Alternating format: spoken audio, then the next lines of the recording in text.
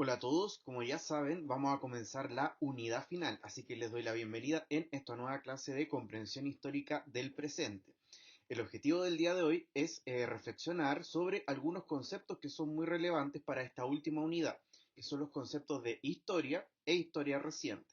Recuerden que no estamos pasando contenido propiamente tal, sino que vamos a reflexionar sobre estos conceptos para que ustedes luego lo utilicen en el trabajo final que ustedes deberían presentar ya en la primera semana de diciembre. Ahí ustedes también pueden ver algunas imágenes que se relacionan con algunas de las temáticas que revisamos durante este año y que tienen que ver con nuestra historia política, nuestra historia social, las transformaciones demográficas, el cambio climático y así con una serie de procesos históricos a los que hemos estado vinculados en nuestra historia reciente. Así que le damos comienzo a la clase del día de hoy. Partimos con este gran concepto que es la palabra historia, que nace desde la antigua Grecia con su palabra historia, que significa investigación. Ustedes saben que los antiguos griegos fueron los primeros en desarrollar un pensamiento racional para Occidente. Y de esa manera nosotros tenemos a dos grandes referentes historiadores que desarrollan las primeras miradas sobre cómo hacer esta disciplina en lo concreto. El primero de ellos es Heródoto, que se encargó de estudiar las guerras médicas, la guerra entre los griegos y los persas en el siglo V a.C. Y él llegó a una conclusión, y él nos dice que la historia, en el fondo, o historiar, es investigar y explicar, es decir, obtener fuentes de información y a partir de ellas construir un relato que signifique la investigación del historiador y así poder contarlo y mantenerlo en las generaciones. Sin embargo, Heródoto lo que no hacía es someter a crítica las fuentes. Y eso es algo que va a desarrollar su contemporáneo, que es Tucídides, que también vive en el siglo V a.C., pero él se encarga de estudiar la guerra del Peloponeso, la guerra entre las propias polis griegas. Y él incorpora este nuevo componente. Hacer historia no significa solamente investigar y recoger fuentes de información, le agrega otro componente muy relevante. Él dice que esas fuentes de información a las cuales yo accedo debo someterlas a crítica, es decir, debo evaluar si son fuentes confiables o no. Y si son confiables, las puedo utilizar. Si no son confiables, las debo desechar. Y de esa manera Tucídides construye una primera versión de lo que sería el método científico en la historia. Es decir, la historia no es solo un relato, no es lo que se cuenta, sino que es una selección rigurosa, racional, de lo que se quiere narrar sometida a un método determinado. De esta manera y a lo largo del desarrollo de todo lo que es la disciplina histórica podemos tener dos grandes interpretaciones de cómo es esta gran disciplina. Primero podríamos decir que la historia es un gran relato de los acontecimientos de los seres humanos, es un relato de la humanidad. Y eso lo decía ya San Agustín de Hipona. La historia no es más que la historia misma, es decir, todo lo que ha ocurrido en el desarrollo de la humanidad. Por lo tanto, es una narración que sirve para poder mantener viva la memoria de lo que ha hecho el hombre a lo largo del tiempo. Sin embargo, desde la revolución científica y desde el siglo XVIII y XIX se ha intentado dar a la disciplina histórica un carácter científico. Sin embargo, la ciencia de la historia es una ciencia social, porque no puede ser catalogada de la misma manera en cómo es la ciencia exacta como la matemática o la ciencia natural como la biología o la física. En este caso, la ciencia histórica se caracteriza por tener un objeto de estudio, es decir, lo que ha hecho el hombre a lo largo del tiempo, un método, la consulta de las fuentes de manera rigurosa, sometiéndolas a crítica para poder utilizarla en nuestra narración, y luego, finalmente, poder establecer las conclusiones y la interpretación de los historiadores. Pero esas interpretaciones no son hipótesis que se van a comprobar en distintas circunstancias, sino que son únicas, sirven para ese tiempo y para ese espacio. No se pueden trasladar a otras realidades, y esa es una gran diferencia entre lo que es esta ciencia social de la historia versus el resto de las ciencias naturales o exactas. Aquí les dejo algunas reflexiones de algunos historiadores que se han encargado de darnos algunas ideas clave para entender el desarrollo de esta disciplina. El primero es Lucien Fabre. Les voy a pedir que me pongan pausa, lo lean, lo analicen y después me copien la idea que yo les voy a relatar ahora. En este caso, Lucien Fabre lo que nos cuenta es que la historia debe ser construida, casi como un imperativo ético de la humanidad. Sin embargo, la historia se debe construir a partir de fuentes históricas, que tradicionalmente nosotros las conocemos como los documentos escritos. De hecho, tradicionalmente pensamos que la historia oficial comienza con el desarrollo de la escritura, más o menos como en el milenio tercero antes de Cristo. En ese sentido, Lucien Fabre nos cuenta que no es necesario que existan documentos escritos para poder construir la historia. Podemos echar mano a otro tipo de fuentes. Todo lo que ha construido el hombre a lo largo de su desarrollo es un insumo para poder construir la historia.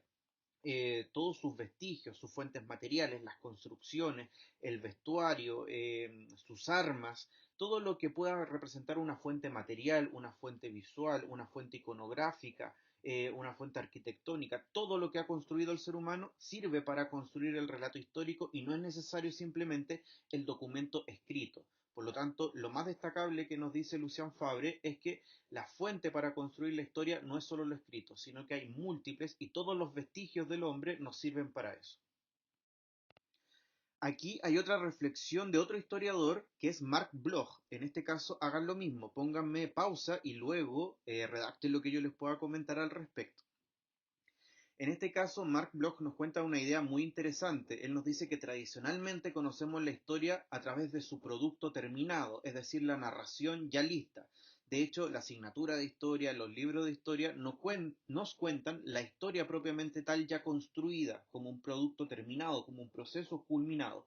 Sin embargo, él nos dice, Mark Bloch, que lo más interesante no es lo que ya se narra, sino que la forma en cómo se construyó todo ese relato, es decir, todo el proceso previo que realiza el historiador, de qué manera seleccionó el tema que él quería conocer, qué fuentes utilizó, cómo las criticó, de qué manera evaluó cada uno de los componentes que le daba cada una de esas fuentes y cómo él construyó finalmente su relato.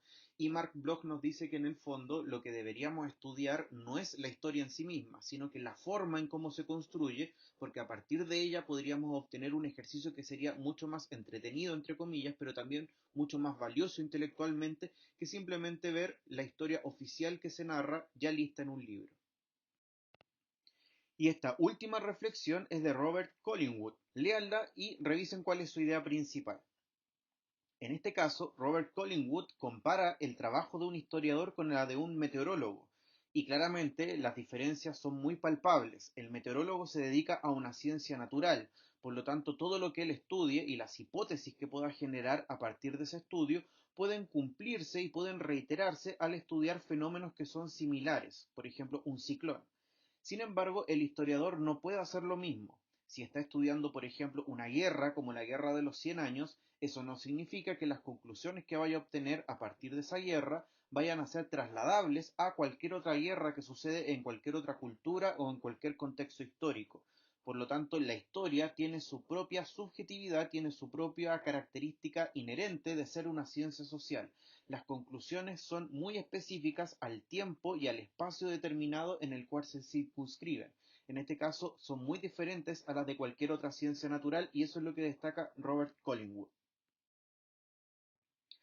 Ahora que ya vimos que la historia puede ser un relato construido de lo que ha sido los acontecimientos de la humanidad, pero que también puede ser una ciencia social, surge esta otra pregunta, que es ¿para qué sirve la historia? Si nos posicionamos desde una mirada utilitarista como la que predomina en la actualidad, podríamos decir que la historia no sirve para nada, porque nos sirve de la misma manera que lo hace la matemática, por ejemplo, que sirve para ser aplicada en, por ejemplo, la construcción de diversos artefactos o el cálculo de diversos procedimientos, o la química, por ejemplo, que puede servir posteriormente para la fabricación de medicamentos, o la geología, que estudia los movimientos de la Tierra y nos puede ayudar a prevenir desastres naturales. De esa misma manera, la historia nos sirve.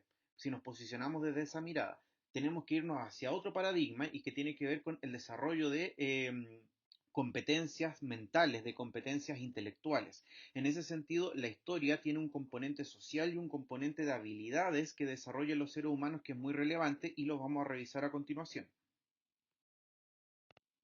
Por ejemplo, nos ayuda a desarrollar una conciencia colectiva. La historia nos ayuda a situarnos en un determinado tiempo y en un determinado espacio, generándonos una identidad. Pertenecemos a una familia, pertenecemos a una comunidad, pertenecemos a una ciudad, pertenecemos a una cultura, pertenecemos a una nación. Es decir, formamos parte de una entidad mayor. Y de eso nosotros tenemos conciencia a través del estudio de la historia. Otra capacidad que podemos desarrollar a través de la historia es la capacidad de generar prejuicios, es decir, la capacidad de poder comparar nuestra realidad actual con las realidades del pasado o con otras realidades culturales que son diferentes a la nuestra y así poder establecer similitudes, diferencias, avances o desafíos que no podríamos poder establecer si es que no lo hacemos a partir de esta perspectiva comparada. Por lo tanto, podemos tener la capacidad de analizar nuestro propio presente en la medida de que lo podamos comparar con otras realidades.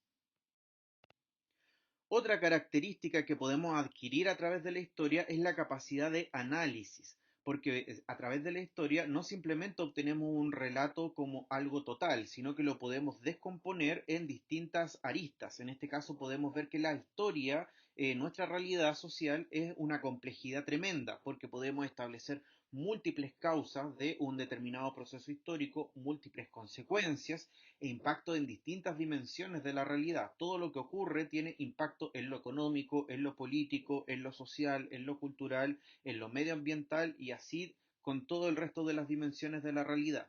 Por lo tanto, esta capacidad de descomponer la realidad entre las causas, las consecuencias, las dimensiones, los actores que participan dentro del entramado histórico, nos la entrega esta capacidad de estudiar la historia. Otra competencia es el desarrollo de nuestra conciencia, pero nuestra conciencia en el plano crítico, es decir, el poder involucrarnos con las problemáticas de nuestro tiempo histórico y no ser sujetos aislados, sino que comprometerme, interesarme y ojalá participar de las múltiples problemáticas que nos afectan en nuestro tiempo y en nuestro espacio, es decir, no ser seres aislados, sino que ser seres sociales, como lo que estamos llamados a ser desde tiempos antiguos que los intelectuales ya nos los dijeron.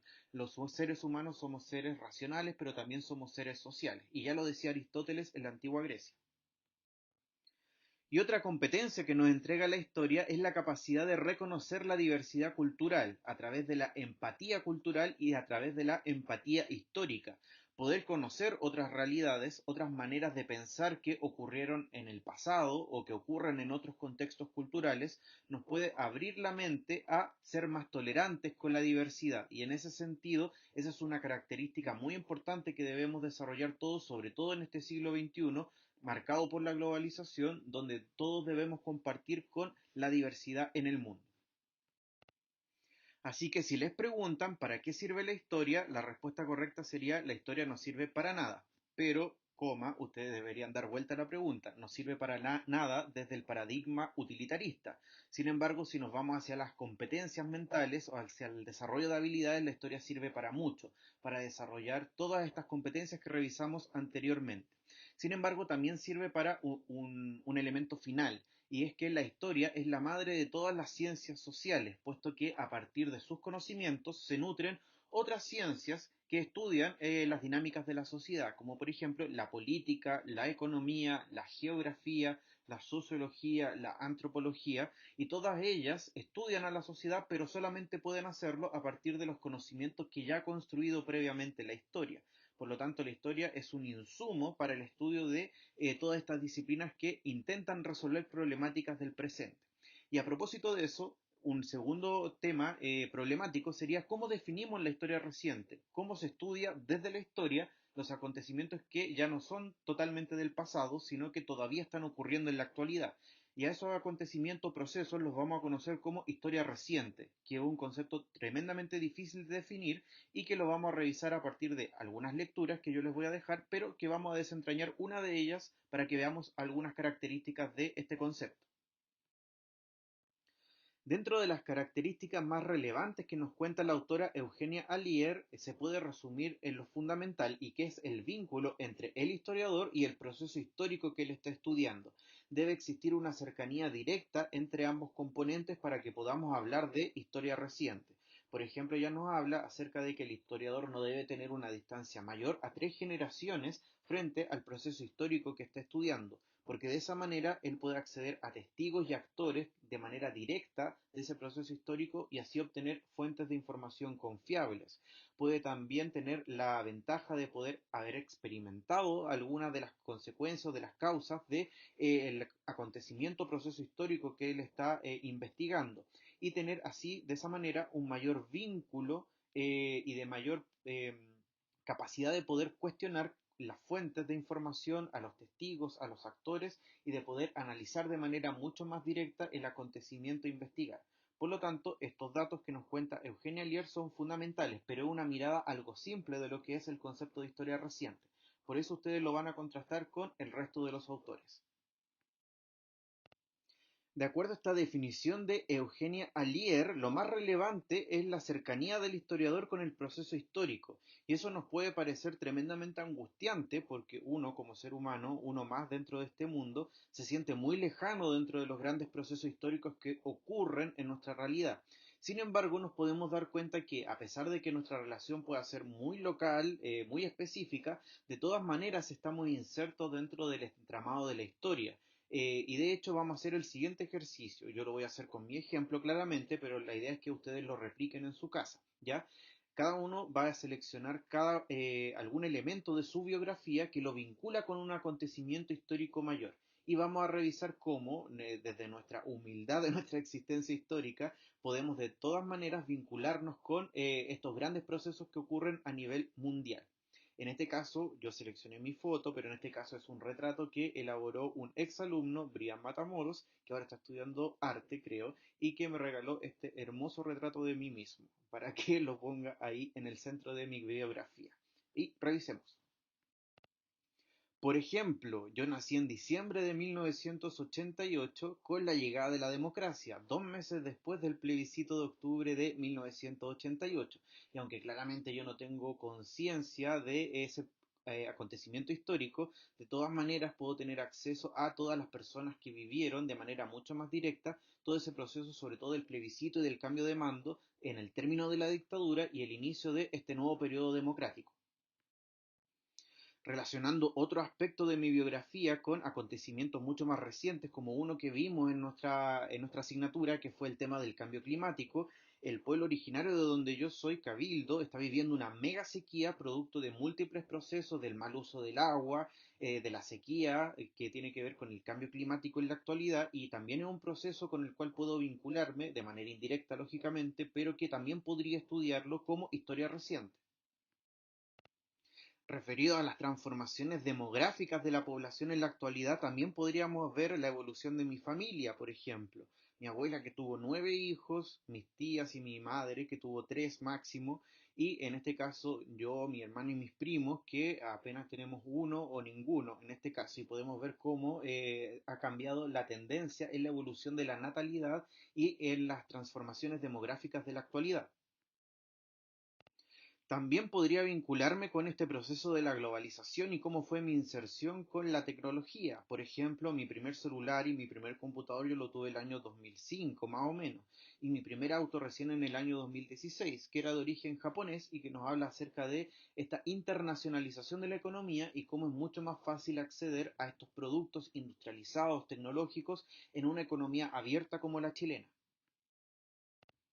O también más recientemente, el año pasado, que me tocó ser testigo del estallido social y donde, si bien no participé en tantas marchas, sí en algunas de ellas salí a acompañar en bicicleta porque me gustaba acompañar así. En este caso, esto es muy reciente y mi rol de historiador sería casi directo, pero no siempre tiene que ser tan directo. De hecho, Eugenia Lier nos decía que se permitían hasta otras generaciones a las cuales yo pudiera tener acceso. Por ejemplo, mis abuelos en el año 1973 eran casi vecinos del alcalde de Cabildo que era comunista. Y claramente él terminó siendo fusilado luego del golpe de Estado. Y eso es una información histórica a la cual yo podría acceder para poder hacer una investigación. Otro acontecimiento muy relevante dentro de los últimos años fue el terremoto del año 2010, que si bien fue muy fuerte, en la zona donde yo vivía en ese tiempo no tuvo grandes daños en el fondo. Sin embargo, si me remonto a la historia más lejana, mi mamá le tocó nacer, por ejemplo, en unas carpas porque el hospital se cayó en el terremoto de 1965 de la Ligua. Bien, para que veamos cómo son los efectos diferentes en todo el territorio chileno y en los diferentes tiempos históricos. Siguiendo con el tema de las movilizaciones sociales, cuando yo iba en cuarto medio me tocó ser testigo e incluso protagonista de la Revolución Pingüina. Y cuando iba en cuarto año de universidad me tocó participar en las movilizaciones del año 2011, que me tuvo como 5 meses en paro en la universidad. pero que también se vinculan con mi biografía. Y más recientemente, este también es un acontecimiento histórico. En este pleno 2020 me toca hacerles clases online a ustedes en medio de una pandemia global que seguramente va a marcar estudios históricos desde ya. Y finalmente también como me tocó ver casi en vivo y en directo el atentado a las Torres Gemelas cuando yo iba creo que en séptimo básico en el año 2001 por la televisión. Si se fijan, todos estos acontecimientos, si bien son una anécdota de mi biografía, me vinculan con el estudio de procesos que son mucho más grandes. Y la idea es que ustedes hagan este mismo ejercicio, busquen dentro de su biografía acontecimientos que los vinculen con estos grandes procesos para que podamos hacer este ejercicio de poder narrar lo que es la historia reciente y de poder estudiarla a través de su carácter científico. Y así llegamos al final de nuestra clase. El día de hoy revisamos lo que es el concepto de historia con sus principales componentes, pero también para llegar al concepto de historia reciente, que es lo que vamos a trabajar de aquí en adelante. Para eso, ustedes van a revisar los tres textos que yo les propongo. El primero que les resumí aquí con esas ideas claves, que es el de Eugenia Allier, pero también vamos a leer los textos de Franco y Levin y el texto 3 de François Bedárida. En este caso los revisan y dentro del PDF que yo les voy a enviar aparecen algunas preguntas de análisis y de reflexión. No es necesario que la anoten en el cuaderno, pero sí que la piensen porque el día miércoles vamos a tener una sesión online donde la idea es que conversemos respecto a este concepto, pero que también conversemos respecto a otras cosas. Por ejemplo, lo segundo, además de que lean las lecturas, es que hagan ese análisis con la vinculación biográfica, como el ejemplo que yo les mencioné, con la historia reciente. Háganlo con sus propias vivencias personales y podemos compartir algunas de esas ideas. Porque a partir de la vinculación biográfica, pero también con la vinculación emocional que cada uno siente con algunos de esos temas, podemos seleccionar cuál va a ser el mejor tema para poder investigarlo en esta última etapa de evaluación en nuestra asignatura. Así que hagan el análisis biográfico, pero también pensándolo para poder seleccionar la temática que a ustedes más les gusta, más los vincula emocionalmente y más los mueve intelectualmente para que pueda ser ese su tema de desarrollo de aquí a fin de año. Espero que estén muy bien y recuerden que el día miércoles nos juntamos de manera online, así que me dicen la hora que más les convenga para que nos veamos. Que estén muy bien, chao.